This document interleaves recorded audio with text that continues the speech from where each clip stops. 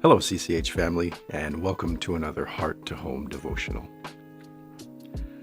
This battered and chipped door sold for $6,300 in an auction. This dog bowl once sold for $14,000. This Bible sold for $94,000. This chair once sold for $394,000.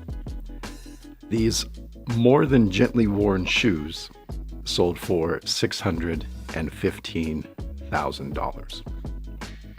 Now, we can argue that the contents of the Bible sold are priceless, but outside of that, these are flawed, ordinary items with no intrinsic value in and of themselves. But what made them significant enough to draw that kind of price tag was the fact that they once belonged to someone famous. The door was once attached to Paul McCartney's childhood home. The dog bowl once belonged to Joan Rivers' dog, Spike. The Bible once belonged to Elvis Presley. The chair was sat in by J.K. Rowling while writing the first two Harry Potter books. And lastly, the shoes were worn in-game by the greatest player to ever touch a basketball in Mr. Michael Jeffrey Jordan. As Christians, we have a tendency to downplay our significance. We strive to be humble. Oftentimes when we receive compliments for our achievements, it feels uncomfortable, as if we're taking glory from God, knowing that anything that we accomplish that's considered good comes from Him. We acknowledge that we are chosen by God. However, it's not because there's anything special about us. And now all of these things are true. However, 1 Peter chapter 2, verse 9 tells us there is something special about us.